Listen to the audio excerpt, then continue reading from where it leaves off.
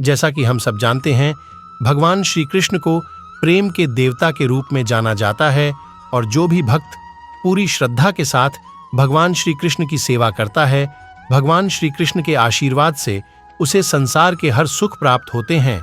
श्री कृष्ण कभी भी अपने सच्चे भक्तों का साथ नहीं छोड़ते और उनका आशीर्वाद हमेशा उनके साथ बना रहता है। पूरे संसार के कल्याण के लिए भगवान श्री कृष्ण ने कुछ अनमोल वचनों का संग्रह इस समाज को दिया है।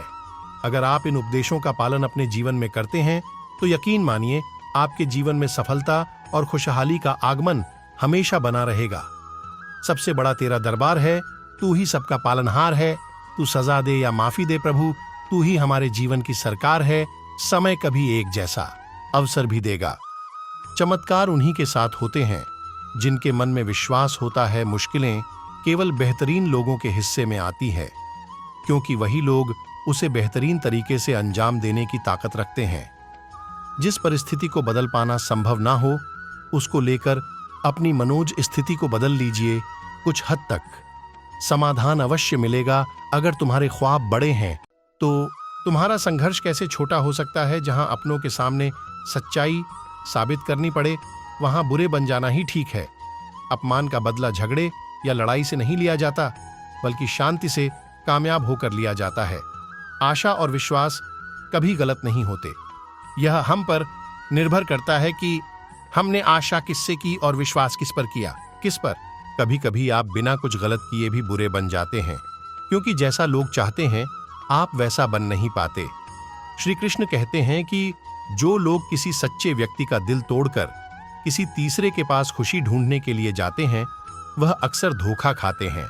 आपके हर कर्म का फल आपको किसी न किसी रूप में अवश्य प्राप्त होता है।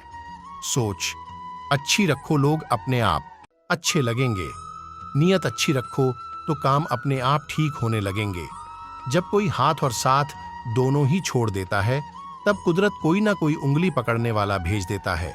उसी का नाम कान्हा है।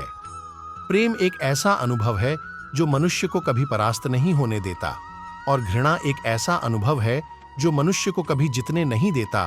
प्यार या प्रेम एक ऐसा एहसास है जो किसी भी इंसान को कभी भी असफल नहीं होने देता, और अहंकार या घृणा वह एहसास है जो किसी भी इंसान को कभी भी सफल नहीं होने देता।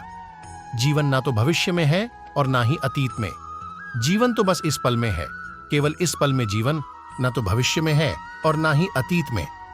जीवन तो बस इस पल में है, केवल इस पल में। जो मनुष्य अपने जीवन को अपने अतीत या अपने भूतकाल के भरोसे जीते हैं, उन्हें श्री कृष्ण मार्गदर्शन देते हुए कहते हैं कि मनुष्य का जीवन ना तो उनके भूतकाल में है और ना ही भविष्य काल में है। मनुष्य के जीवन का असली सुख उसके वर्तमान काल में ही है। इसलिए हर मनुष्य को अपने वर्तमान के जीवन का पूरा आनंद लेना चाहिए और निस्वार्थ भाव से सत्य कर्म करते रहना चाहिए। राधा ने श्री कृष्ण से पूछा, प्यार का असली मतलब क्या होता है? श्री कृष्णा ने हंसकर कहा, जहां मतलब होता है वहां प्यार ही कहां होता है। श्री कृष्ण कहते हैं कि जिस प्रेम के रिश्ते में स्वार्थ, अहंकार या मतलब होता है, वह रिश्ता प्रेम का रिश्ता कभी नहीं कहला सकता, क्योंकि प्रेम के रिश्ता निस्वार्थ होता है।